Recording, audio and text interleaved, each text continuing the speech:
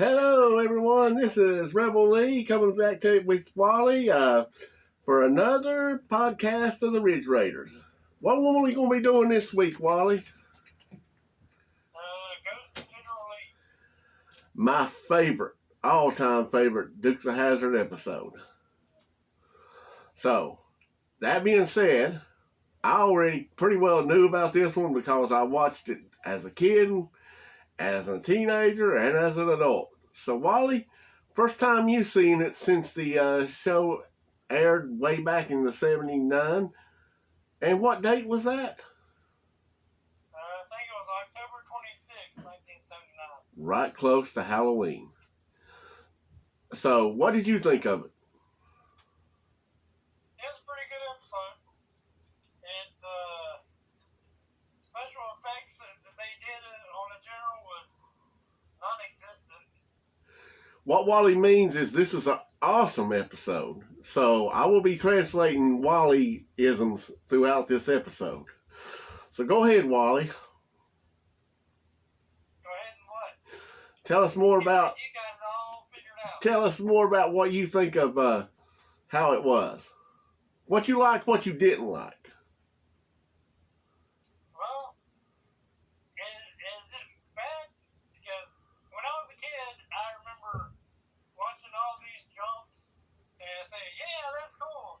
And now every time I see the jumps and everything, I'm cringing. Because I know that's another one of those cars that'll never be on the road again. That's called watching it with a child's eyes and then seeing it as an adult. And now you realize why your parents were like, I'm not sure I like that show so much. Speaking of that, it's called The Ghost of General Lee. Although I've seen that car, like you talked about in some of the previous episodes, take a worse hitting and would be considered dead more than it going into a pond. But yeah, they just launched it into the pond. But Wally, you know what? Cars will not be a ghost. Oldsmobiles been around since 1897, and still producing cars. Go to your local dealer, and you will get the quality that's been around for many, many years. But back to this right here. So it goes into the pond. You realize there's a theme here? Every time they go skinny dipping, that car gets stowed. Yeah, they didn't even have any girls with them. Not this time. Not this time they didn't. But how did you like, shout out to the girl named Becky May because that's my daughter's name. But how did you like Becky May's mom no-sewed them in completely nude and everything, didn't even blink like Luke said. I'm glad he called that part out. I was like, look, she didn't even notice we were naked. She just told me to get out. I don't want you hanging out with my daughter. Yeah. So here they are. They trying to get clothes from different places again, and that's not working out for them. Don't forget, Enos is back in this episode. Enos finally came back. Welcome back, Enos. What did you think of the acting whenever the car went into the pond and Roscoe and Enos? What did you think of their acting at that point? Did it kind of get you the feels like, oh man, they're dead? Kind of almost want to tear up. Well, I knew they weren't gone, but they actually sold it pretty well. You will find out that Roscoe, James Best, he can be a comedian, he can be serious, and you'll see that there's a couple episodes where he just makes you want to cry. Others where you want to hit him, and then there's some where you just laugh at him. But that's how good it was. Yeah, I thought that the scene at the Boar's Nest was done really good by him and Roscoe. But yeah, this is the first time it was like, oh man, this is serious more than the normal lightheartedness and everything. But I don't know how those boys ended up getting double clothes off of a scarecrow, but somehow they did. Hey, we got a break that. They blew the head off that scarecrow. It was Jacko. Exactly. Oh yeah. Let me tell you, I will recommend this movie to anybody that I hate. Go watch that movie, Jacko. Yes. Please buy it. Yeah, definitely buy it. Like I say, if you hate this podcast, definitely go see that movie. So, so back to the show. So they end up at the boar's nest. Everybody, there's the wake. There's going to be, I guess, a wake or a vigil or whatever because there's no bodies. And there was no, I don't know how those guys, I guess they swam underwater and then kind of ducked out in the weeds so nobody saw them whenever they, because Roscoe and Enos was right there when the car went under. Yeah. But, so anyways, they're at the boar's nest. And Jesse looked pretty dapper in that suit, I will say. Yeah. He clean. Cooter did not look right. No, he didn't. But we get to see a bunch of people from Hazard, right? That's supposed to know the Dukes of Hazzard. Speaking of which, since they're supposed to be so popular, and that girl knew them whenever they showed up wanting the clothes, and it looks to me like news travels pretty fast in Hazard. Why weren't they at the wake? And then why didn't they say, wait, are y'all supposed to be dead? And alert somebody. Did you catch that? No, but now that you think about it. Yeah, I was like, why in the world? Wait there. That don't make sense. But anyways, Jesse looks out the window and I guess he thinks he sees ghosts. Yeah, he gets out there and he's got to take his switch to him. Yeah. And they have no idea whatsoever why, who, or anything. So Daisy passes out, Cooter passes out. And I want to bring this to your attention too. I don't know if you've noticed in the last, I think, 3 episodes we've been watching, including this one, they're always testing out something new on that car. Yeah, the camshaft. So where are the bums getting the money for all these parts? And shouldn't they be helping their Uncle Jesse, who can barely make the mortgage rates and everything? That's what they say, they're helping him. But I've never seen him helping them, and every time I'm like, where are y'all getting these parts from? Are you just sponging off a Cooter too and getting them, or, But anyways, Like how Roscoe couldn't swim. Yeah, he revealed that he can't swim. So, and I think that comes up a couple more times in the episodes, but Boss Hogg's got a new level of evil. Like, hey, I got a way of making some money. Yeah, he was. Yeah, you could. There was no way you could have a heart for him at all. But you kind of did for Enos and Roscoe, but even Enos, we only showed him a couple times in this episode, and it was strange with him. Like, why wasn't he at the wake with them, And he wasn't. As much as he liked Daisy and everything, Roscoe was the one that came out to check.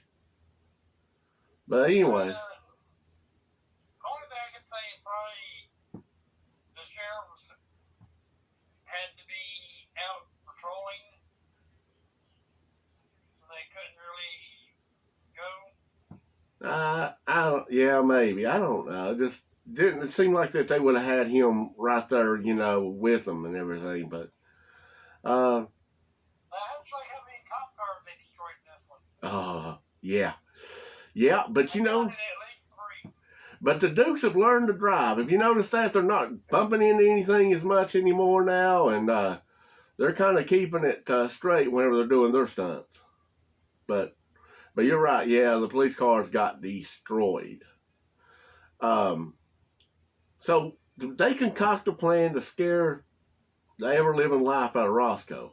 And it's a good thing Roscoe has a small appetite, as much as he named off for Enos and then said, hey, go get something for yourself. Oh, yeah. Hey, I don't need that. I'm watching my calories. Yeah, he should have looked like Boss Hogg eating that much stuff.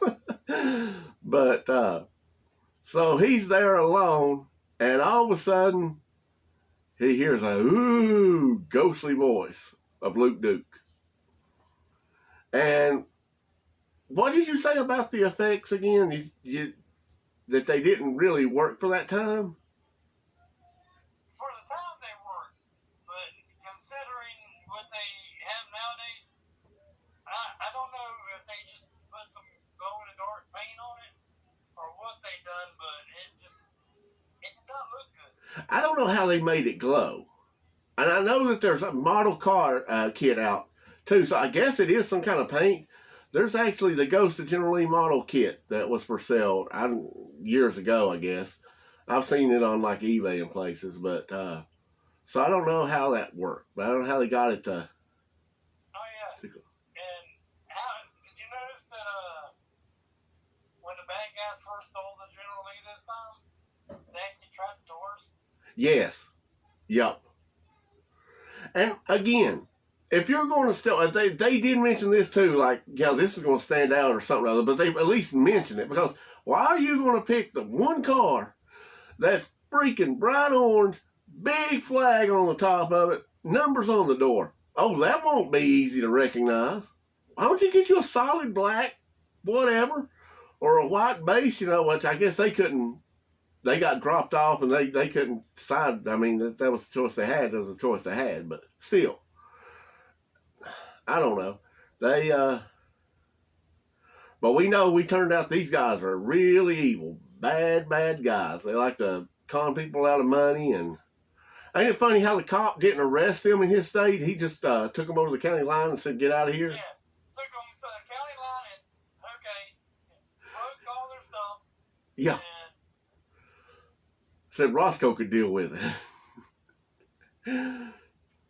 But yeah, but I'm a sheriff too, so you can't arrest me. But you can, because you're in my state. Oh. So they do come back into the picture more towards the end. That's whenever they find out about the safe, and of course they plan on robbing it, but they can't get it open. And Daisy comes in and gets caught. And well, by this time they figured out Bo and Luke are alive and everything, and Boss has got to shut them up because he's still got that scam with the watch. And when they got Daisy, she never tried to fight. She never tried to scream. Nothing. No, she froze in this one. Yeah, totally. Every other episode, you see her start struggling. Yeah. So I don't know. I mean, but they got her, and then she eventually squirmed away to call Enos, and which you never did show him coming over there. But Bo and Luke got there and untied her, and Luke asked her, was she okay? She said she was now. And then, Wally, wasn't that the strangest way that safe was moving the back of that truck? That looked almost ghostly too. Yeah, there was no way the safe, if it was that heavy, would have moved at all in the back of that truck. No. So, yeah, I thought that was a little cheesy, but and it wasn't even necessary for the thing. The guy to put up the first traffic light hazard. Yeah. Well, I know about towns with no lights in them, but yeah, and then it ended. They ended it pretty good with Boss getting caught with trying to scam the insurance, but he ain't gonna get no trouble. He just got caught, and he gives the money back. And, oh, okay, you're okay, but at least Daisy gets the reward. Yeah, and so she'll give it to Uncle Jesse, because she's a good. Yeah, she cooks. She cooks. She's out there. She's the only one earning money on the. I guess Jesse does earn money from the farm somehow, or at least that's how he feeds them. But at least Daisy's out there hustling and trying to do something other good for him. She didn't go, ooh, I got to go put a part on my Roadrunner. No, she like you said, gave it back to Jesse to help with the feed and all that right there. But Have you ever noticed they're on a farm? Have you ever seen any animals on that farm? Only when it's convenient. The only time I'll ever see one is when it's convenient. Just like that egg, all of a sudden, that chicken egg that Luke got to have in season 1 where he threw it at the guy. But no, not normally. You don't see you see them chopping wood and there's a farm, and we know there's an outhouse that they blew up. But you're right. What are they? Made them fix it. Yeah, there was another one out there. But you're right. I mean, you never hear them saying that they got to go, milk the cows or feed the chickens or even water the garden. So it must be a pretty poor farm. I don't know. Maybe Uncle Jesse has actually got dementia and they're just kind of, humoring him about the farm, and they really are taking care of him and make sure he don't go off the deep end. Although he looks pretty with it to me, so I don't know. But yeah, I think Uncle Jesse's more there than they are. But if Uncle Jesse was here and heard me say that, you know what he would tell me? Don't call me your uncle. That's what he would say. Yep. But this was a good Halloween show. Speaking of Halloween, for your candy and costumes, and I think they even got the Bo and Luke and Boss Hogg costume, check out Hill's Department Store. They will hook you up this Halloween season. And they got also decorations for the house and safety things for the kiddos so Mom won't be worried. All right. So that's all I have to say about it, other than it was really my favorite show. Like, this is like number 1 or 2 all time for me. I think you thought it was just okay. Or where would you rank it at right now? Of all the shows we watched, where would you rank this one? It'd be up in the top 5. Okay. Huh. All right. Well, I will let you know that there is another, I'm assuming, Halloween show coming up at some point in one of these seasons. I just don't know where it's at yet, because I remember it too, but we'll get to that one eventually.